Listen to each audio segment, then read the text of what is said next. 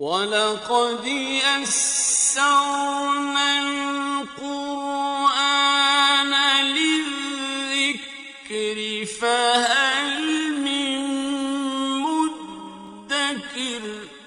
اور ہم نے قرآن کو سمجھنے کے لیے آسان کر دیا، تو کوئی ہے جو سوچے سمجھے۔ صوت القرآن، قرآن کی آواز۔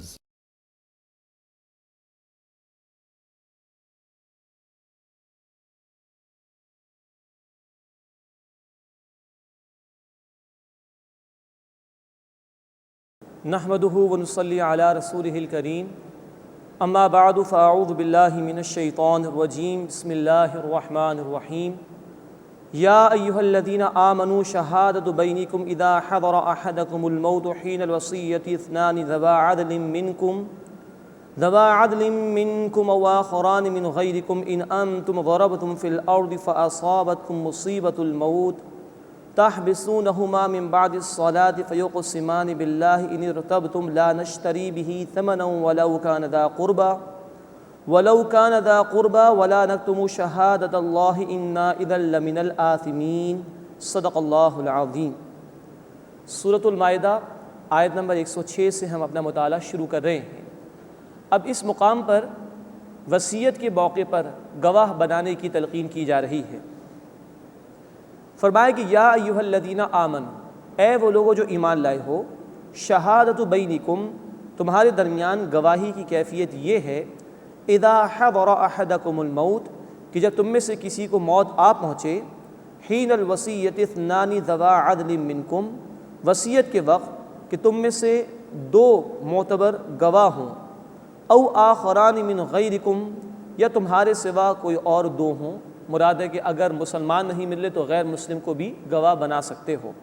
ان انتم ضربتم فی الارض، اگر تم زمین میں سفر کر رہے ہو، فاصابتکم مصیبۃ الموت، پھر تمہیں موت آ پہنچے، تحبسونہما من بعد الصلاۃ، پھر ان دونوں کو کھڑا کرو نماز کے بعد جن کو وصیت کے موقع پر گواہ بنایا گیا تھا۔ فیقسمان باللہ ان ارتبتم، اگر تمہیں شک ہو تو دونوں اللہ کی قسم کھائیں، لا نشتری بہ ثمنا ولو کان ذا قربى، ہم اس کے عوض کوئی قیمت وصول کرنا نہیں چاہتے، خواہ رشتہ دار ہی کیوں نہ ہو، ولا نکتم شہادت اللہ، اور ہم اللہ کی گواہی نہیں چھپاتے، انا اذا لمن الآثمین، اس صورت میں تو بے شک ہم گناہ گاروں میں سے ہو جائیں گے۔ فإن عثر على أنهم استحقا إثما، پھر اگر اس کی خبر ہو جائے کہ دونوں نے بطور گناہ کے حق لینا چاہا ہے، فآخران یقومان مقامہما، تو اب ان کی جگہ اور دو کھڑے ہوں، من الذین استحق علیہم الاولیان، کہ جن کا حق مارنا چاہا گیا جو سب سے زیادہ میت کے قریب ہوں، یعنی جن کو گواہ بنایا گیا تھا وصیت کے موقع پر، اگر اندیشہ یہ ہوا کہ انہوں نے غلط بیانی سے کام لیا ہے تو جو مرنے والے کے رشتہ دار ہیں، اس کے قریب ہیں، اب ان میں سے دو افراد کھڑے ہوں، فیقسمان باللہ، پھر وہ اللہ کی قسم کھائیں، لشہادتنا احق من شہادتہما، کہ یقیناً ہماری گواہی ان دونوں کی گواہی سے زیادہ درست ہے، وما اعتدینا، اور ہم نے زیادتی نہیں کی ہے، انا اذا لمن الظالمین، اس صورت میں بے شک ہم ظالموں میں سے ہو جائیں گے۔ ذالک ادنی ان یأتوا بالشہادۃ علی وجہہا، یہ قریب تر ہے اس بات کے کہ وہ گواہی اس کے صحیح طریقے پر ادا کریں، او یخافوا، یا ڈریں، ان ترد ایمان بعد ایمانہم، کہ لوٹائی جائیں گی قسمیں ان کی قسموں کے بعد، واتقوا اللہ، اور اللہ کا تقوی اختیار کرو، یعنی اس کی نافرمانی سے بچو، واسمعوا، اور سنو، واللہ لا یہدی القوم الفاسقین، اور اللہ نافرمانوں کی قوم کو ہدایت نہیں دیا کرتا۔ یہ 3 آیات میں وصیت کے موقع پر گواہ بنائے جانے کی تلقین کی گئی۔ اس کے پیچھے ایک واقعہ بھی ہے بخاری شریف میں، ایک مسلمان سفر میں کہیں تھا، اس کا معاملہ یہ ہوا کہ موت قریب آئی، تو مسلمان موجود نہیں تھے، 2 عیسائی اس کے ساتھ تھے، اس نے ان دونوں کو گواہ بنا لیا، اور پھر اس کا انتقال ہو گیا۔ وہ عیسائی واپس آئے اپنے علاقے میں مسلمانوں کے، اور جو بھی اس مرنے والے کے رشتہ دار تھے ان کے حوالے سامان کر دیا، ایک پیالہ چھپا لیا تھا، اور وہ جو مرنے والا شخص تھا اس نے اپنے سامان میں لسٹ بھی لکھ کر رکھ دی تھی۔ اب ان دو عیسائیوں کو بلایا گیا، گواہی سے لی گئی، انہوں نے قسم بھی کھا لی کہ ہم نے سارا سامان واپس کر دیا ہے۔ اب جو مرنے والا تھا اس کے گھر کے دو ورثاء کھڑے ہوئے اور انہوں نے قسم کھائی کہ نہیں، یہ غلط بیانی سے کام کر رہے ہیں۔ اور ہوا یہ کہ وہ پیالہ ان عیسائیوں نے بازار میں فروخت کر دیا تھا، وہاں سے بھی معلومات ہو گئیں، اور گھر والوں میں سے بھی دو نے قسم کھائی کہ انہوں نے غلط بیانی کی ہے، یہ پیالہ بھی مرنے والے کا تھا، ہمارا حصہ اس میں ہے۔ پھر اللہ کے رسول صلی اللہ علیہ وسلم نے وہ پیالہ اس مرنے والے کے ورثاء کو دلوا دیا۔ تو فرمایا گیا ہے کہ وصیت کے موقع پر دو گواہ بنا لو، اور جو مرنے والے کے ورثاء ہیں اگر وہ محسوس کریں کہ غلط بیانی ہوئی ہے تو پہلے وصیت کے جو گواہ ہیں ان سے گواہی دلوائی جائے، اور پھر یہ ان کے بعد قسم کھائیں۔ تو اس اعتبار سے یہ ہوگا کہ جو وصیت کے گواہ ہوں گے وہ بھی غلط بیانی سے بچنے کی کوشش کریں گے، اس لیے کہ ان کے ذہن میں یہ بات ہوگی کہ اگر ہم غلط بیانی کریں گے تو میت کے ورثاء قسم کھا کر ہماری بات کو رد کر سکتے ہیں۔ اس حوالے سے یہ بات بھی ذہن میں رکھنی چاہیے کہ ہمارے دین میں قسم کا معاملہ کتنا اہم ہے اور جھوٹی گواہی کتنا بڑا جرم ہے ہمارے دین میں۔ چنانچہ نوٹ کیجئے، بخاری شریف کی حدیث ہے، اللہ کے رسول صلی اللہ علیہ وسلم سے بڑے بڑے گناہوں کے متعلق پوچھا گیا۔ آپ نے فرمایا شرک کرنا اللہ کے ساتھ، آپ نے فرمایا والدین کی نافرمانی کرنا، آپ ٹیک لگا کر بیٹھے ہوئے تھے، آپ آگے ہوئے اور آپ نے فرمایا جھوٹی گواہی، جھوٹی گواہی، جھوٹی گواہی، اتنی مرتبہ فرمایا کہ صحابی فرماتے رضی اللہ تعالیٰ عنہ کہ ہمیں اندیشہ ہوا کہ اللہ کے رسول خاموش ہی نہیں ہوں گے۔ تو ان احکامات کو سمجھتے ہوئے جو شریعت کی تعلیمات ہیں ایز اے ہول اور جو حکمتیں ان کو بھی سامنے رکھنا چاہیے کہ قسم کی کتنی بڑی اہمیت ہے ہمارے دین میں اور جھوٹی گواہی کتنا بڑا جرم ہے۔ اس کو سامنے رکھتے ہوئے ان احکامات کو دیکھیں تو بڑی پر حکمت باتیں ہیں جو اللہ تعالیٰ نے ہمیں عطا فرمائی۔ اللہ ہمیں عمل کی توفیق عطا فرمائے۔ اب سورۃ المائدہ کے آخری دو رکوع آ رہے ہیں رسالت کے حوالے سے، جس میں ہم دیکھیں گے انشاءاللہ تعالیٰ کہ روز قیامت عیسیٰ علیہ السلام کا ایک مکالمہ ہوگا اللہ کے حضور میں، اس کا بیان بھی اس مقام پر آ رہا ہے۔ یوم یجمع اللہ الرسل، جس دن اللہ تعالیٰ رسولوں کو جمع فرمائے گا، فیقول ماذا اجبتم، پھر اللہ ان سے پوچھے گا تمہیں کیا جواب ملا تھا۔ یعنی رسولوں کو اللہ نے انسانیت کی فلاح و بہبود کے لیے بھیجا، ہدایت کے لیے بھیجا، اب اللہ قیامت کے دن ان سے پوچھیں گے کیا رہا معاملہ۔ قالوا لا علم لنا، وہ عرض کریں گے اللہ ہمیں کوئی خبر نہیں۔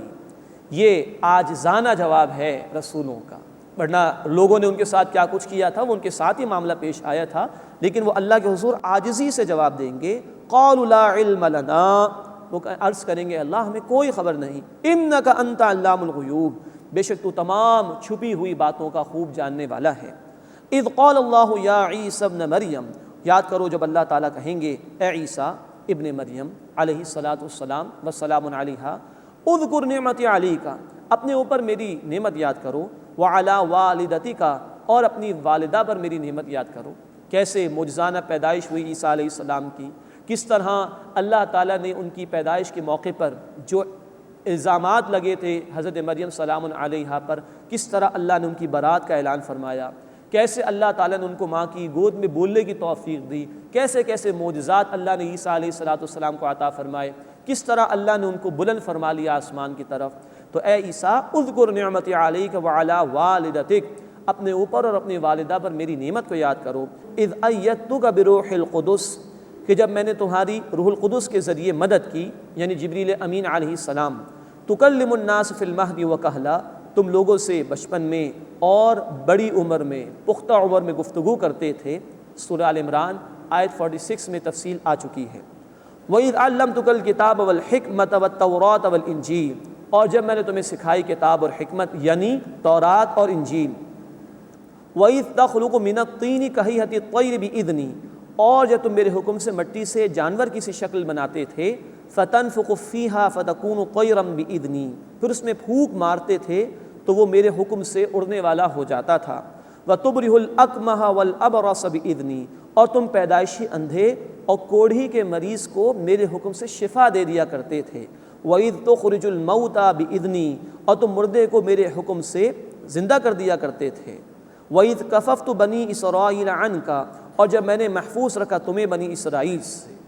یہ عیسیٰ علیہ السلام کے معجزات کا ذکر ایک مرتبہ پھر آیا، ہم پڑھ چکے ہیں سورہ آل عمران آیت نمبر 49 میں۔ وَإِذْ كَفَفْتُ بَنِي إِسْرَائِيلَ عَنْكَ، اور یاد کرو جب میں نے بنی اسرائیل سے تمہیں محفوظ رکھا، اللہ نے اپنی طرف بلند فرما لیا تھا عیسیٰ علیہ السلام کو، تفصیل آ چکی سورۃ النساء آیت نمبر 158 میں، اذ جئتہم بالبینات، جب کہ تم کھلی نشانیوں کے ساتھ ان کے پاس آئے، فقال الذین کفروا منہم، تو ان میں سے ان لوگوں نے جنہوں نے کفر کیا کہا، ان ھذا الا سحر مبین، یہ تو صرف کھلا جادو ہے، معاذ اللہ، عیسیٰ علیہ السلام کے معجزات کو انہوں نے جادو کہا۔ وَإِذْ أَوْحَيْتُ إِلَى الْحَوَارِيِّينَ، اور جب میں نے حواریین کے دل میں یہ بات ڈالی۔ اب یہاں لفظ وحی آیا ہے، وحی کے لغوی معنی کسی بات کا اشارہ کر دینا، کسی بات کو سجھا دینا، سمجھا دینا۔ اس معنی میں نوٹ فرمائیے کہ شہد کی مکھی کو بھی اللہ نے وحی فرمائی۔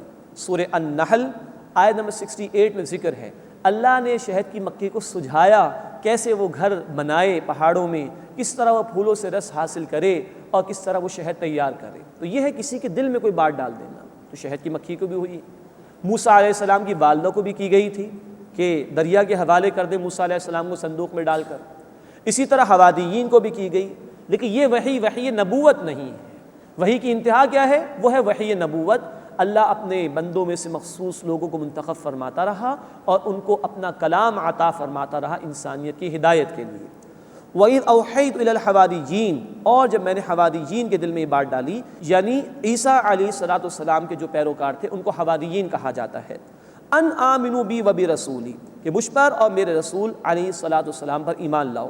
قالوا آمنا، انہوں نے کہا ہم ایمان لائے، واشہد باننا مسلمون، اور عیسیٰ علیہ السلام آپ گواہ رہیے کہ بے شک ہم مسلمان ہیں، ہم فرما برداری اختیار کرنے والے ہیں۔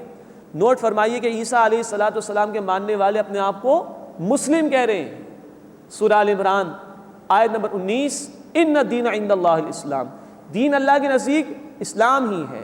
آدم علیہ السلام سے لے کر نبی کریم صلی اللہ علیہ وسلم تک تمام رسولوں نے اسلام کی دعوت دی، سب کے سچے پیروکار مسلمان ہی کہلاتے تھے۔ یہودیت نصرانیت یہ بات کی پیداوار ہے۔ قالوا آمنا، انہوں نے کہا ہم ایمان لائے، واشہد باننا مسلمون، اور عیسیٰ علیہ السلام آپ گواہ رہیے بے شک ہم فرما بردار ہیں۔ اذ قال الحواریون، یاد کرو جب حواریین نے کہا، یا عیسیٰ ابن مریم، اے عیسیٰ ابن مریم، هل یستطیع ربک، کیا تمہارا رب ایسا کر سکتا ہے، ان ینزل علینا مائدۃ من السماء، کہ ہم پر آسمان سے کوئی خوان اتار دے، مطلب یہ کہ کوئی غذا وغیرہ آسمان سے ہمیں مل جائے، براہ راست آ جائے معجزانہ طور پر۔ قال اتقوا اللہ، عیسیٰ علیہ السلام نے فرمایا اللہ کا تقوی اختیار کرو، ان کنتم مؤمنین، اگر تم ایمان لانے والے ہو۔ ایسی فرمائشیں کر رہے ہو، جو حکم اس نے دیا اس کو مانو، جو کچھ استعمال کے لیے دیا اس کو استعمال کرو، فرمائشیں پیش نہ کرو۔ قالوا، وہ بولے، نرید ان ناکل منہا، ہم چاہتے کہ ہم اس میں سے کھائیں، وتطمئن قلوبنا، اور ہمارے دل مطمئن ہوں، ونعلم ان قد صدقتنا، اور ہم جان لیں کہ آپ نے ہم سے سچ کہا ہے، ونکون علیہا من الشاہدین، اور ہم اس پر گواہ ہو جائیں۔ اور آتے ہیں ہم دل کا اطمینان چاہتے ہیں تو کچھ ایسی بات ہمارے لیے کر دی جائے۔ قال عیسیٰ ابن مریم، اب عیسیٰ علیہ السلام نے، عیسیٰ ابن مریم نے اللہ کے حضور دعا کی، اللہم، اے اللہ، ربنا، اے ہمارے رب، انزل علینا مائدۃ من السماء، ہم پر آسمان سے خوان نازل فرما دے، تکون لنا عیدا لاولنا وآخرنا، وہ ہمارے پہلوں اور بعد والوں کے لیے خوشی کا موقع ہو جائے، وآیۃ منک، اور تیری جانب سے اللہ ایک نشانی ہو جائے، ورزقنا، اور ہمیں رزق عطا فرما، وانت خیر الرازقین، اور تو سب سے بہتر رزق عطا فرمانے والا ہے۔ اب یہ درخواست عیسیٰ علیہ السلام نے اللہ کے حضور میں رکھ دی۔ قال اللہ تعالیٰ نے فرمایا، انی منزلها علیکم، بے شک وہ میں تم پر اتار دوں گا، لیکن یہ بھی سن لو، فمن یکفر بعد منکم، پس جو تم میں سے اس کے بعد ناشکری کرے گا، فانی اعذبہ عذابا، تو میں اس کو ایسا عذاب دوں گا، لا اعذبہ احدا من العالمین، کہ جیسا عذاب جہان والوں میں سے کسی کو بھی نہیں دوں گا۔ یہ اللہ کی طرف سے وارننگ انداز آ گیا۔ اس کو نوٹ فرمائیے کہ یہ انداز اس لیے اللہ رب العزت نے اختیار کیا کہ فرمائشی معجزات جب بھی دیے گئے قوموں کو، قوموں نے مانگا اللہ نے دیا، تو اکثر یہی ہوا کہ قوموں نے انکار کیا، اور جب انکار کیا تو وہ اللہ کے عذاب کے مستحق ہوئے اور اللہ کا عذاب ان پر آ گیا۔ تو لوگوں کی طرف سے جو فرمائشیں آتی ہیں ان کے مطابق اگر کوئی شے دے دی جائے تو وہ قوم کے لیے بڑی ہی نازک شے ہوتی ہے، فرمائشی معجزات کا دے دیا جانا بڑا نازک مرحلہ ہوتا ہے قوموں کے لیے، تو اللہ نے متنبع فرما دیا۔ چنانچہ ہمارے مفسرین میں سے بعض کی رائے یہی ہے کہ جب یہ الفاظ ان کے سامنے آئے تو انہوں نے اپنی درخواست واپس لے لی، اور لوگ باز آ گئے خوان کی درخواست کرنے سے، ان کو تنبیہ ہو گئی اللہ تعالیٰ کی اس وارننگ سے۔ اب اللہ رب العزت کا ایک مکالمہ ہوگا عیسیٰ علیہ السلام سے روز قیامت، اس کا ذکر آ رہا ہے۔ وَإِذْ قَالَ اللَّهُ يَا عِيسَى ابْنَ مَرْيَمَ، اور یاد کرو جب اللہ فرمائے گا اے عیسیٰ ابن مریم علیہ السلام وسلام علیہ، أَأَنْتَ قُلْتَ لِلنَّاسِ، کیا تم نے لوگوں سے یہ کہا تھا اتخذونی وأمیہ الہین من دون اللہ، کہ مجھے اور میری والدہ کو اللہ کے سوا دو معبود بنا لو؟ یہ بھی نوٹ فرمائیے کہ عیسائیوں کے ہاں جہاں ایک تقسیم تثلیث میں یہ ہے، ٹرینٹی میں خدا، جبرائیل اور عیسیٰ معاذ اللہ ثم معاذ اللہ، اسی کے پیرلل کیتھولک فرقوں میں، اسی کے پیرلل کیتھولک عیسائیوں میں ایک تھنکنگ اور سوچ یہ بھی ہے ٹرینٹی کے حوالے سے، خدا، عیسیٰ اور مریم معاذ اللہ ثم معاذ اللہ، یہ تینوں خدا ہیں اور ہر ایک اپنی جگہ ایک خدا ہے، معاذ اللہ ثم معاذ اللہ۔ اس کی طرف یہاں اشارہ ہو رہا ہے أَأَنْتَ قُلْتَ لِلنَّاسِ اتَّخِذُونِي وَأُمِّيَ إِلَٰهَيْنِ مِن دُونِ اللَّهِ، کیا تم نے لوگوں سے کہا تھا کہ مجھے اور میری والدہ کو اللہ کے سوا دو معبود بنا لو؟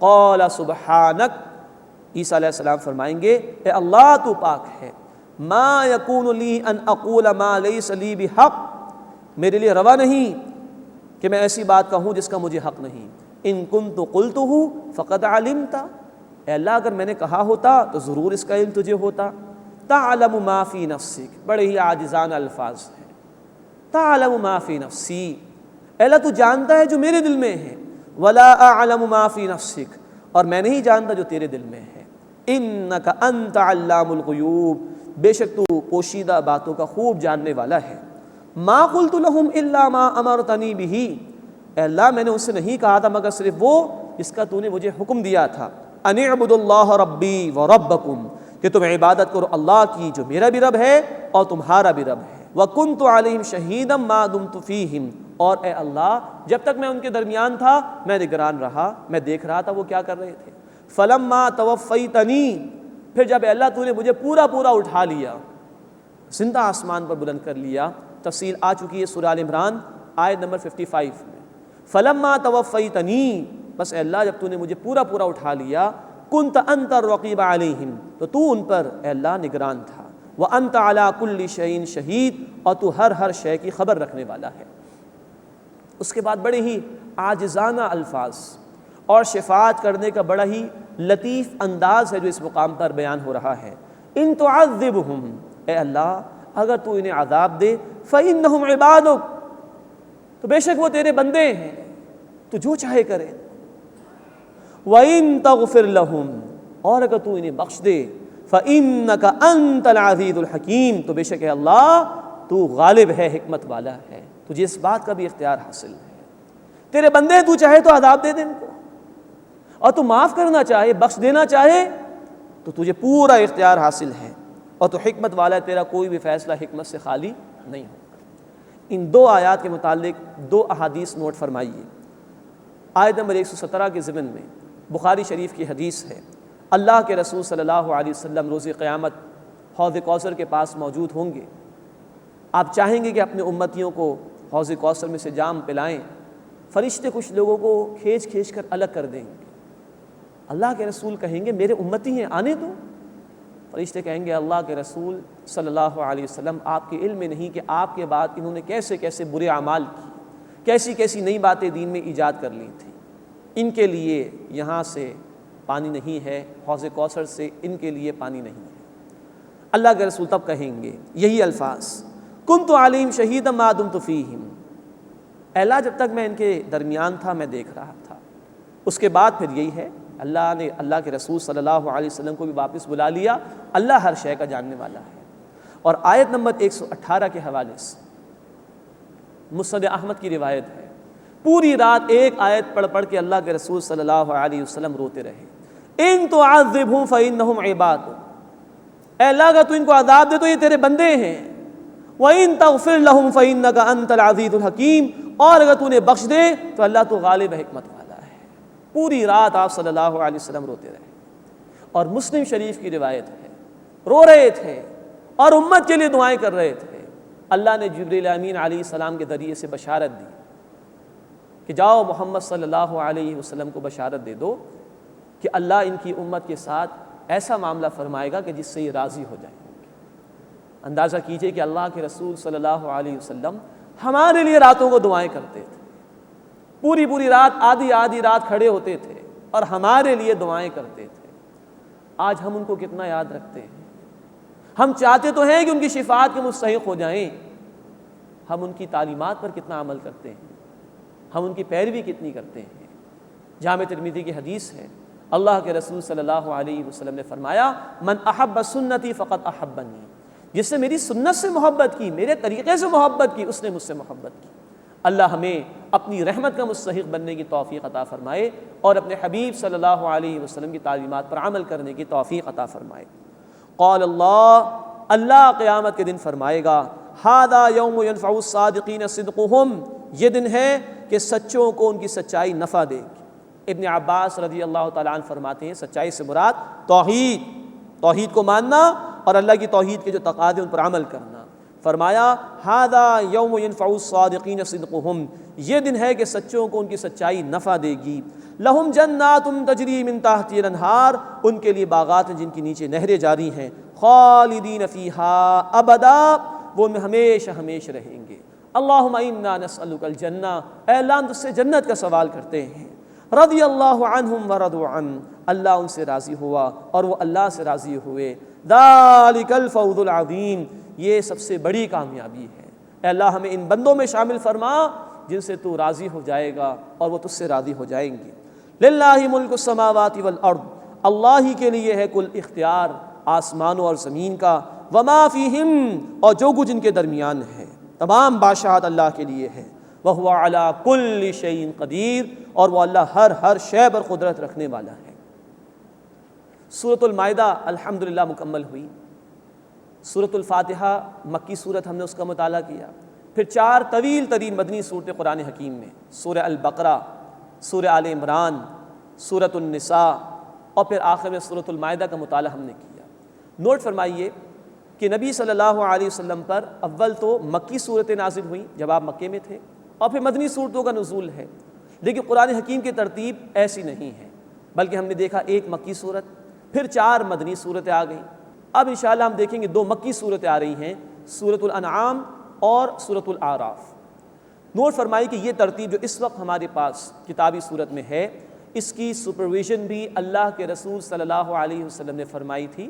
آپ فرماتے تھے کہ فلاں صورت کو فلاں صورت سے پہلے یا اس کے بعد رکھا جائے، فلاں آیت کو فلاں آیت سے پہلے یا اس کے بعد رکھا جائے۔ یہ سب کچھ اللہ کے رسول صلی اللہ علیہ وسلم کی سپرویژن میں ہوا۔ مزید نوٹ فرمائیے کہ ایک حکمت یہ بھی سمجھ میں آتی ہے، مکی صورتیں، مدنی صورتیں، مکی صورتیں، مدنی صورتیں، تاکہ بار بار مضامین ریفریش ہو جائیں بندے کے دماغ میں، ایک ہی چیز مسلسل نہ ہو، ہر تھوڑی دیر کے بعد مضامین چینج ہوتے رہیں تاکہ ریفریش ہو جائے انسان اور پورے طور پر اللہ کی کتاب سے استفادہ کر سکے۔ ایک اور حکمت مکی مدنی صورتوں کے اعتبار سے یہ نوٹ فرمائیے کہ جو 4 طویل مدنی صورتیں ہم نے ابھی پڑھی ہیں، اس میں شریعت کے اکثر احکامات جو قرآن میں بیان ہوئے ہیں وہ آ گئے ہیں۔ حکمت یہ سمجھ میں آتی ہے جو بعض اہل علم نے بیان فرمائی کہ نبی صلی اللہ علیہ وسلم کے دور میں امت ڈیولپ ہو رہی تھی، تدریجاً گریجولی احکامات آ رہے تھے۔ 23 برس میں قرآن مکمل نازل ہو گیا، ایک سوسائٹی ڈیولپ ہو گئی، اب آگے سوسائٹی کو ڈیلیور کرنا تھا دیگر لوگوں تک۔ تو اب جب نئے لوگوں کے سامنے قرآن آئے تو ہول پیکج ان کے سامنے ہو اور شروع سے باتیں سامنے آنا شروع ہو جائیں کہ اللہ ہم سے چاہتا کیا ہے، اللہ کے ڈوز کیا ہیں، کن باتوں کا اس نے حکم دیا، اللہ کے ڈونٹس کیا ہیں، کن باتوں سے اس نے منع فرمایا۔ تو ایک پڑھنے والا شروع کرے تو احکامات اس کے سامنے آ جائیں تاکہ وہ ڈے 1 سے، پہلے ہی دن سے اللہ تعالیٰ کے احکامات پر عمل کرنے والا بن جائے۔ مزید نوٹ فرمائیے کہ سورہ النساء پر پہلی منزل کا اختتام ہوا تھا۔ 7 منزلیں ہیں جو اللہ کے رسول صلی اللہ علیہ وسلم نے ہی تقسیم فرما دی تھی۔ پھر 7 ہی حصے قرآن حکیم کے سمجھنے کے اعتبار سے کیے گئے ہیں، مکی مدنی صورتوں کے گروپ کے اعتبار سے۔ چنانچہ نوٹ فرمائیے پہلا حصہ مکمل ہو چکا سورۃ المائدہ پر، ایک مکی صورت ہی سورۃ الفاتحہ، اور اب 4 اور اس کے بعد 4 مدنی صورتوں کا ہم نے مطالعہ کر لیا، وہ ایک گروپ مکمل ہوا۔ اب سورۃ الانعام سے دوسرا گروپ شروع ہو رہا ہے، اس میں 2 مکی صورتیں ہم پڑھیں گے انشاءاللہ، سورۃ الانعام اور سورۃ الاعراف، اور 2 ہی مدنی صورتیں انشاءاللہ تعالیٰ پڑھیں گے، سورۃ الانفال اور سورہ التوبہ۔ سورۃ الانعام سے مکی صورتوں کا سلسلہ شروع ہو رہا ہے۔ مکی صورتوں کی چند خصوصیات نوٹ فرمائی۔ مکی صورتوں میں نمبر 1 ایمانیات کا بیان تفصیل سے ہے، توحید اور اس کے دلائل کا بیان، آخرت اور وہاں کے نتائج کا بیان، رسالت کا بیان، رسولوں کی قوموں کا بیان، یہ ایمانیات کا ذکر تفصیل سے آتا ہے۔ نمبر 2 اخلاقیات کا بیان، جو بھی بیسک ہیومن ویلیوز ہیں، بنیادی انسانی صفات ہیں، ان کا بیان خاص طور پر مکی صورتوں میں آتا ہے۔ نمبر 3 تذکیر کا موضوع، قوموں کا عروج و زوال، قوموں کی نافرمانی پر اللہ کا عذاب، اللہ کی نعمتوں کا بار بار بیان، یہ تذکیری نوعیت کے مضامین ہیں، یہ مکی صورتوں میں بار بار آتے ہیں۔ تو ایمانیات، اخلاقیات اور تذکیر کا بیان مکی صورتوں میں بار بار آتا ہے۔ مزید نوٹ کیجئے کہ مکی صورتوں میں آیتیں چھوٹی چھوٹی ہوتی ہیں اور ان کا جو ردم ہے وہ بڑا فاسٹ ہوتا ہے، گویا کہ کوئی پہاڑ سے دریا نیچے اتر رہا ہو اور جوش مارتا ہوا تیزی کے ساتھ، جس میں بہت زوردار انداز ہو آواز کا، یہ ردم کا انداز ہے مکی صورتوں میں، چھوٹی آیات لیکن ردم بڑا فاسٹ ہے۔ اس کے مقابلے میں مدنی صورتوں کے متعلق نوٹ فرمائیے، ہم 4 طویل مدنی صورتوں کا مطالعہ کر بھی چکے، شریعت کے احکامات کا بیان آتا ہے، عبادات کا بیان ہے، معاملات کا بیان ہے، جہاد بالمال، جہاد بالنفس یعنی قتال کے تقاضوں کا بیان آتا ہے، نفاق کا بیان آتا ہے، اہل کتاب کے حوالے سے گفتگو آتی ہے، یہ مدنی صورتوں کے مضامین ہیں۔ اور مدنی صورتوں میں ہم دیکھ چکے کہ آیات طویل ہوتی ہیں اور ردم سلو ہوتا ہے، جیسے کہ میدانی علاقے میں کوئی دریا سکون کے ساتھ بہہ رہا ہو، اس طرح کا سلولی بہنے کا معاملہ، یہ سلو ردم ہوتا ہے مدنی صورتوں کا۔ یہ کچھ تمہیدی باتیں تھیں مکی مدنی صورتوں کے حوالے سے۔ اب آئیے سورۃ الانعام کی تمہیدی گفتگو کی طرف چلتے ہیں۔ سورۃ الانعام نزول کے اعتبار سے مکی دور کے آخری حصے میں نازل ہوئی ہے، چنانچہ نوٹ فرمائیے کہ اس میں مشرکین مکہ کے حوالے سے اتمام حجت کیا گیا ہے، فائنل اور 2 ٹوک بات ان سے کی گئی ہے اور چیلنج کا انداز ان کے سامنے رکھا گیا ہے۔ سورۃ المائدہ میں ہم نے دیکھا تھا اہل کتاب کے حوالے سے تکمیلی کلام تھا، اتمام حجت کا انداز۔ سورۃ الانعام میں مشرکین کے حوالے سے جو مکے میں تھے تکمیلی خطاب ہے، اتمام حجت کا انداز۔ مزید نوٹ کیجئے کہ سورۃ الانعام میں تذکیر بھی آلاء اللہ کا موضوع ہے۔ آلاء یہ ہم سورۃ الرحمن میں پڑھتے ہیں، فَبِأَيِّ آلَاءِ رَبِّكُمَا تُكَذِّبَانِ، اس کا مفہوم ہے نعمتیں۔ تو سورۃ الانعام میں اللہ کی نعمتوں کا بیان بھی ہم بار بار دیکھیں گے انشاءاللہ، ساتھ ہی اللہ کی قدرتوں کا بیان بھی ہمارے سامنے آئے گا۔ تھوڑے تھوڑے وقفے سے اللہ تعالیٰ نے سرچنگ کوئسچن کے انداز میں کچھ سوالات لوگوں کے سامنے رکھے ہیں توحید کے دلائل کے حوالے سے۔ مزید نوٹ کیجئے کہ اس سورہ مبارکہ میں ایمان میں سے توحید کا ذکر ہے، شرک کی مذمت کی گئی ہے اور آخرت کے احوال بیان کیے گئے ہیں۔ اخلاقیات کے حوالے سے دیکھیں گے، رکوع نمبر 19 میں کچھ اخلاقی تعلیمات عطا کی گئی ہیں۔ انبیاء کے ضمن میں قصص النبیین کے انداز میں، کہ جس میں کسی نبی یا رسول کے ذاتی حالات کا بیان ہوتا ہے، ہم دیکھیں گے کہ ابراہیم علیہ السلام کے حالات کو بیان کیا گیا ہے۔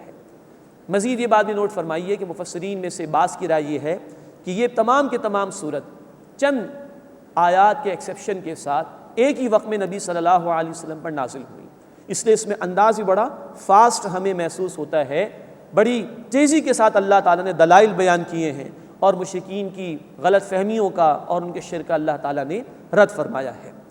فرمایا الحمدللہ الذی خلق السماوات والارض، تمام شکر تمام تعریف اللہ کے لیے ہے جس نے آسمان اور زمین کو پیدا فرمایا، وجعل الظلمات والنور، اور اندھیرے اور روشنی کو پیدا فرمایا۔ ثم الذین کفروا بربہم یعدلون، پھر کافر اپنے رب کے ساتھ برابر کر دیتے ہیں، مراد اس کے ساتھ شریک کرتے ہیں۔ هو الذی خلقکم من طین، وہ اللہ ہے جس نے تمہیں مٹی سے پیدا فرمایا، ثم قضى اجلا، پھر ایک وقت مقرر فرما دیے یعنی موت کا، وَأَجَلٌ مُّسَمًّى عِندَهُ ثُمَّ أَنتُمْ تَمْتَرُونَ، اور اس کے یہاں ایک وقت اور مقرر ہے پھر تم شک کرتے ہو، وہ ہے قیامت کا برپا ہونا۔ ایک ہے وہ قیامت جو اجتماعی طور پر آئے گی اس دنیا پر، اس کے حوالے سے شک میں ہیں، لیکن اس بڑی قیامت سے پہلے بھی ایک قیامت ہے جو اللہ نے مقرر کی ہے، وہ ہے ہماری موت۔ چنانچہ سنن نسائی میں حدیث ہے، نبی کریم صلی اللہ علیہ وسلم نے فرمایا من مات فقط قامت قیامتہ، جو مر گیا اس کی قیامت واقع ہو گئی۔ تو فرمایا کہ وَأَجَلُ مُسَمًّى عِندَهُ ثُمَّ أَنْتُمْ تَمْتَرُونَ، اور اس اللہ کے ہاں ایک وقت اور مقرر ہے یعنی قیامت کا، پھر تم شک کرتے ہو۔ وَهُوَ اللَّهُ فِي السَّمَاوَاتِ وَفِي الْأَرْضِ، اور وہی ہے اللہ آسمانوں میں اور زمین میں، ہر جگہ اسی کی بادشاہت اختیار ہے۔ يَعْلَمُ سِرَّكُمْ وَجَهْرَكُمْ وَيَعْلَمُ مَا تَكْسِبُونَ، وہ جانتا ہے تمہارے باطن کو بھی اور تمہارے ظاہر کو بھی، اور جو کچھ تم کماتے ہو یعنی تمہارے اعمال سے بھی واقف ہے۔ وَمَا تَأْتِيهِم مِّنْ آيَةٍ مِّنْ آيَاتِ رَبِّهِمْ إِلَّا كَانُوا عَنْهَا مُعْرِضِينَ، اور ان کے پاس ان کے رب کی نشانیوں میں سے کوئی نشانی نہیں آتی مگر وہ اس سے منہ پھیر لیتے ہیں۔ اب یہ دیکھیے مشرکین کے حوالے سے گفتگو آ رہی ہے۔ مدنی صورتوں میں ہم دیکھ رہے تھے اہل کتاب کے حوالے سے معاملہ تھا، وہ مدینہ منورہ میں تھے اہل کتاب۔ مکی صورتوں میں مشرکین ہی کا بیان بار بار آئے گا، کثرت سے آئے گا، ان کے انکار کی روش کو بیان کیا جا رہا ہے۔ فَقَدْ كَذَّبُوا بِالْحَقِّ لَمَّا جَاءَهُمْ، بس بے شک انہوں نے حق کو جھٹلایا جب کہ وہ ان کے پاس آ گیا۔ فَسَوْفَ يَأْتِيهِمْ أَنْبَاءُ مَا كَانُوا بِهِ يَسْتَهْزِئُونَ، سو جلد ہی اس کی حقیقت ان کے سامنے آ جائے گی جس کا وہ مذاق اڑاتے تھے، یعنی کہ اللہ کی طرف سے آنے والے عذاب کے حوالے سے ان کو خبردار کیا جاتا تھا، وہ مذاق میں ٹال دیا کرتے تھے، تو اللہ تعالیٰ وارننگ دے رہے کہ عنقریب دیکھ لیں گے جس کا یہ مذاق اڑا رہے ہیں۔ چنانچہ یہ تو مکی صورت ہم پڑھ رہے ہیں اور مکی دور کا آخری حصہ ہے۔ سن 2 ہجری غزوہ بدر، پہلا عذاب اللہ کا ان پر آیا، 70 مشرک مارے گئے، 70 قید ہو گئے، اور پھر ہم دیکھیں گے انشاءاللہ سورہ التوبہ میں بالکل آخری کیفیت بیان ہو گئی، اور 4 مہینے کی ان کو مہلت دی گئی سورہ توبہ کے بالکل آغاز میں، اس کے بعد قبول نہیں کرو گے تو تمہاری گردنیں اڑا دی جائیں گی۔ اس کی طرف اشارہ کیا جا رہا ہے کہ جس کا مذاق اڑا رہے ہو یعنی اللہ کے عذاب کا، وہ آیا ہی چاہتا ہے۔ اب گزشتہ قوموں کے حوالے سے ان کو متنبع کیا جا رہا ہے۔ الم یروا کما اہلکنا من قبلہم من قرن، کیا انہوں نے دیکھا نہیں ہم نے ان سے پہلے کتنی ہی امتیں ہلاک کر دیں۔ مکناہم فی الارض ما لم نمکن لکم، ہم نے انہیں زمین میں ٹھکانہ عطا فرمایا اتنا جتنا تمہیں نہیں دیا۔ سورۃ الاعراف میں ہم تفصیل پڑھیں گے گزشتہ قوموں کی، قوم عاد، قوم ثمود، پہاڑوں میں گھر تراشتے تھے، بڑے بڑے لمبے قد ان کے ہوا کرتے تھے، تو تم سے زیادہ ان کو ہم نے عطا کیا تھا، لیکن کیا رہا ان کا معاملہ؟ فرمایا کہ وَأَرْسَلْنَا السَّمَاءَ عَلَيْهِمْ مِدْرَارًا، اور ہم نے ان پر موسلا دھار برستے ہوئے بادل بھیجے، وَجَعَلْنَا الْأَنْهَارَ تَجْرِي مِن تَحْتِهِمْ، اور ہم نے نہریں بنائی ان کے نیچے نہریں بہتی ہیں، فَأَهْلَكْنَاهُمْ بِذُنُوبِهِمْ، پھر ہم نے ان کے گناہوں کے سبب انہیں ہلاک کیا، وَأَنشَأْنَا مِن بَعْدِهِمْ قَرْنًا آخَرِينَ، اور ہم نے ان کے بعد دوسری امتیں کھڑی کر دی، ہم نے نعمتیں بھی ان کو دیں، تم سے بڑھ کر ان کو عطا کی ہیں مشرکین مکہ، لیکن جب انہوں نے ڈھٹائی کا مظاہرہ کیا، نافرمانی کی روش اختیار کی، تو اللہ کے عذاب میں مبتلا ہوئے۔ وَلَوْ نَزَّلْنَا عَلَيْكَ كِتَابًا فِي قِرْطَاسٍ، اور اے نبی صلی اللہ علیہ وسلم اگر ہم آپ پر اتار دیں کاغذ میں لکھا ہوا، فَلَمَسُوهُ بِأَيْدِيهِمْ، پھر وہ اسے اپنے ہاتھوں سے چھو بھی لیں، لَقَالَ الَّذِينَ كَفَرُوا إِنْ هَذَا إِلَّا سِحْرٌ مُبِينٌ، تو یقیناً کافر یہی کہیں گے یہ تو کچھ نہیں ہے سوائے کھلے جادو کے، معاذ اللہ۔ اب نوٹ فرمائیے کہ اس سورہ مبارکہ میں یہ ذکر بار بار آئے گا کہ مشرکین مکہ کہتے تھے کوئی معجزہ ہمیں دکھا دیا جائے، اور ہم پڑھ چکے ہیں سورۃ المائدہ آیت نمبر 115 کے آخر میں کہ فرمائشی معجزہ اگر دے دیا جائے اور قوم انکار کرے تو پھر اللہ کا عذاب آتا ہے۔ سورۃ الانعام میں یہی موضوع بار بار آئے گا، بار بار وہ کہتے تھے کچھ اور دکھائیے، کچھ اور دکھائیے۔ یہاں قرآن اسی کی طرف اشارہ کرے کہ اے نبی صلی اللہ علیہ وسلم اگر کاغذ میں لکھا ہوا بھی مل جائے ان کو تب بھی انکار ہی کریں گے، کہیں گے یہ تو کھلا جادو ہے۔ مراد ہے کہ ان کو ماننا نہیں ہے، یہ ڈھٹائی پر آمادہ ہو چکے ہیں۔ وَقَالُوا لَوْلَا أُنزِلَ عَلَيْهِ مَلَكٌ، اور کہتے کہ ان پر کوئی فرشتہ نازل کیوں نہیں ہوتا۔ اب یہ طرح طرح کے مطالبات کیا کرتے تھے۔ فرمایا وَلَوْ أَنزَلْنَا مَلَكًا لَقُضِيَ الْأَمْرُ، اور اگر ہم فرشتہ اتار دیتے تو کام تمام ہو چکا ہوتا۔ فرشتے کسی کھیل تماشے کے لیے نہیں بھیجے جاتے، گزشتہ قوموں پر عذاب نازل کرنے کے لیے فرشتوں کو بھیجا گیا، تو اگر اللہ فرشتے کو نازل فرما دے تو معاملہ ہی چکا دیا جائے گا۔ ثُمَّ لَا يُنذَرُونَ، پھر انہیں مہلت نہیں دی جائے گی۔ وَلَوْ جَعَلْنَاهُ مَلَكًا لَجَعَلْنَاهُ رَجُلًا، اور اگر ہم اسے فرشتہ بناتے تب بھی اسے آدمی ہی بناتے۔ وَلَلَبَسْنَا عَلَيْهِمْ مَا يَلْبِسُونَ، اور ہم ان پر شبہ ڈال دیتے جس میں اب وہ پڑے ہوئے ہیں۔ مراد یہ کہ زمین پر اللہ نے انسانوں کو پیدا کیا تو انسانوں کے لیے نمونہ اور رول ماڈل ایک انسان ہی بن سکتا ہے۔ چنانچہ قرآن نے کہا ہے سورہ بنی اسرائیل آیت نمبر 95 میں، اگر زمین پہ فرشتے زندگی بسر کر رہے ہوتے، اللہ کسی فرشتے کو رسول بنا کر بھیجتا، وہ فرشتہ پھر فرشتوں کے لیے رول ماڈل ہو جاتا۔ لیکن کیونکہ زمین پر انسان زندگی بسر کرتے ہیں تو اللہ تعالیٰ نے انسانوں میں سے ہی رسولوں کو منتخب کیا تاکہ وہ انسان ان رسول کے رول ماڈل کو فالو کر سکے۔ تو یہاں کہا جا رہا ہے کہ اگر فرشتہ بناتے بھی کسی رسول کو تب بھی آدمی ہی بناتے، کیونکہ اگر اللہ فرشتے کو بھیج دیتے تو لوگ پھر اعتراض کرتے بھائی یہ فرشتہ ہے، ہم انسان ہیں، یہ کھاتا پیتا بھی نہیں ہے، اس کے ساتھ بھوک کا مسئلہ بھی نہیں ہے، بیوی بچوں کا معاملہ بھی نہیں ہے، تو یہ اعتراض لوگ کر دیتے۔ تو اس لیے اللہ نے رسولوں کو جو بھیجا تو انسانوں میں سے ہی ان کو منتخب فرمایا۔ وَلَوْ جَعَلْنَاهُ مَلَكًا لَجَعَلْنَاهُ رَجُلًا، اور اگر ہم انہیں فرشتہ بناتے تو ہم انہیں آدمی ہی بناتے۔ وَلَلَبَسْنَا عَلَيْهِمْ مَا يَلْبِسُونَ، اور ہم ان پر شبہ ڈال دیتے جس میں وہ اب پڑھ رہے ہیں۔ وَلَقَدِ اسْتُهْزِئَ بِرُسُلٍ مِّن قَبْلِكَ، اور یقیناً اے نبی صلی اللہ علیہ وسلم آپ سے پہلے رسولوں کے ساتھ مذاق کیا گیا۔ فَحَاقَ بِالَّذِينَ سَخِرُوا مِنْهُمْ مَا كَانُوا بِهِ يَسْتَهْزِئُونَ، تو گھیر لیا ان میں سے ہنسی کرنے والوں کو اس چیز نے جس پر وہ ہنسی کیا کرتے تھے، یعنی اللہ کا عذاب ان پر آ گیا اور وہ برباد کر دیے گئے۔ اب اگلے رکوع میں توحید کے دلائل اور رسالت کا بیان ہے اور نبی کریم صلی اللہ علیہ وسلم کی صداقت کا بیان آ رہا ہے۔ قُلْ سِیرُوا فِی الْأَرْضِ ثُمَّ انظُرُوا کَیْفَ کَانَ عَاقِبَةُ الْمُکَذِّبِینَ، اے نبی صلی اللہ علیہ وسلم فرما دیجئے زمین میں چل پھر کر دیکھو، پھر دیکھو کیسا ہوا جھٹلانے والوں کا انجام، ان سے عبرت حاصل کرو۔ قُلْ لِمَن مَا فِی السَّمَاوَاتِ وَالْأَرْضِ، اے نبی صلی اللہ علیہ وسلم پوچھئے کس کے لیے ہے جو کچھ آسمانوں اور زمین میں ہے۔ اب یہاں بڑا لطیف انداز اللہ نے جواب کا اختیار کیا۔ مشرکین مکہ جواب نہیں دے رہے، اگر وہ مان لیں کہ اللہ تو پھر بتوں کی نفی لازم آ جاتی ہے۔ تو قُلْ لِلَّهِ، اے نبی صلی اللہ علیہ وسلم آپ ہی فرما دیجئے اللہ ہی کے لیے ہے، یعنی آسمان و زمین کی بادشاہت۔ كَتَبَ عَلَى نَفْسِهِ الرَّحْمَةَ، اللہ نے اپنے اوپر رحمت کو لازم فرما لیا ہے۔ بہت خوبصورت آیت ہے یہ قرآن حکیم کی، اللہ کی رحمت کے بیان پر۔ كَتَبَ عَلَى نَفْسِهِ الرَّحْمَةَ، اللہ نے اپنے اوپر رحمت کو لازم کر لیا ہے، اللہ چاہے تو کر سکتا ہے۔ بخاری شریف کی حدیث ہے، اللہ کے رسول صلی اللہ علیہ وسلم نے فرمایا کہ اللہ کی رحمت اس کے غضب پر سبقت کر گئی ہے۔ اور مسلم شریف کی روایت ہے کہ اللہ نے اپنی رحمت کے 100 حصے فرمائے، 99 حصے اللہ نے اپنے پاس رکھے، ایک حصہ مخلوق کو دیا۔ تمام مخلوقات میں انسان نہ جانے کتنے جانور شامل ہیں، ایک دوسرے سے کتنی محبت کرتے ہیں، کروڑ انسان دنیا سے جا چکے ہیں، کتنی محبتیں ہیں۔ یہ اللہ کی رحمت کے 100 میں سے ایک حصے کا ظہور ہے، جس اللہ کے پاس 99 حصے رحمت کے ہو، وہ بندوں سے کتنی محبت کرتا ہوگا۔ كَتَبَ عَلَى نَفْسِهِ الرَّحْمَةَ، اللہ نے اپنے اوپر رحمت کو لازم فرما لیا۔ لَيَجْمَعَنَّكُمْ إِلَىٰ يَوْمِ الْقِيَامَةِ لَا رَيْبَ فِيهِ، وہ لازماً تمہیں جمع فرمائے گا قیامت کے دن، جس کے آنے میں کوئی شک نہیں۔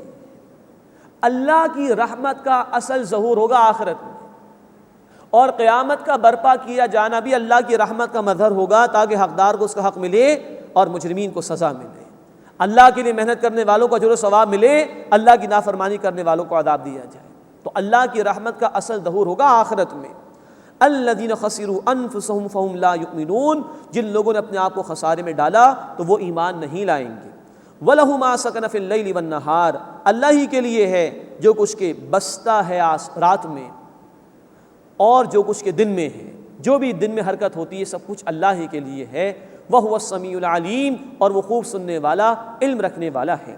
قل، اے نبی صلی اللہ علیہ وسلم پوچھئے اغیر اللہ اتخذ ولیا، کیا میں اللہ کے سوا کسی اور کو کارساز بناؤں؟ فاطر السماوات والارض، جو آسمان اور زمین کا بنانے والا ہے، وَهُوَ يُطْعِمُ وَلَا يُطْعَمُ، اور وہ سب کو کھلاتا ہے اور خود نہیں کھاتا۔ سوچو، یہ سرچنگ کوئسچن کا انداز ہے۔ کائنات کا پیدا کرنے والا وہ ہے، سب کو روزی عطا فرمانے والا وہ ہے، وہ الصمد ہے، سب اس کے محتاج ہیں، وہ کسی کا محتاج نہیں، کیا اس کے سوا کسی اور کو کارساز بناؤں؟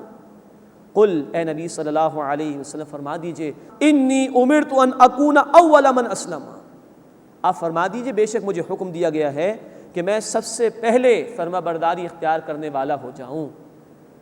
اللہ کے رسول جس بات کی دعوت دیتے تھے سب سے پہلے عمل کرتے تھے اس پر۔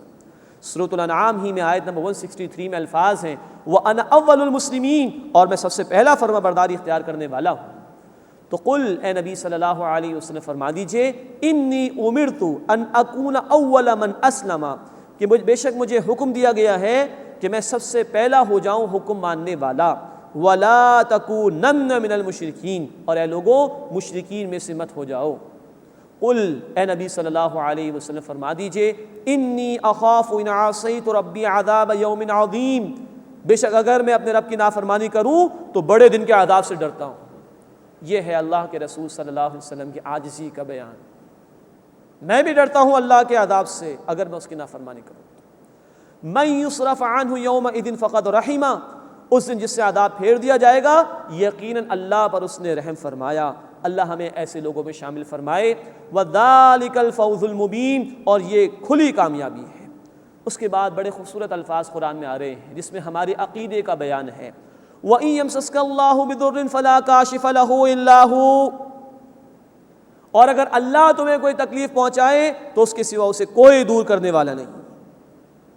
وَإِن يَمْسَسْكَ بِخَيْرٍ، اور اگر وہ کوئی بھلائی تمہیں پہنچانا چاہے فَهُوَ عَلَى كُلِّ شَيْءٍ قَدِيرٌ، تو بے شک وہ ہر شے پر قدرت رکھنے والا ہے۔ ہمیں کوئی نفع نہیں پہنچا سکتا سوائے وہ جو اللہ نے طے کر دیا ہے، ہمیں کوئی نقصان نہیں پہنچا سکتا سوائے وہ جو اللہ نے طے کر دیا ہے۔ فرض نمازوں کے بعد اللہ کے رسول صلی اللہ علیہ وسلم نے ایک دعا ہمیں سکھائی، بخاری اور مسلم شریف میں ہے، اللہم لا مانع لما اعطیت ولا معطی لما منعت ولا ينفع ذا الجد منک الجد، اے اللہ جو تو دینا چاہے کوئی روک نہیں سکتا، اے اللہ جو تو نہ دینا چاہے کوئی دلوا نہیں سکتا، اور اے اللہ تیرے اختیار کے مقابلے میں کسی بھی اختیار والے کا اختیار کچھ کام آنے والا نہیں۔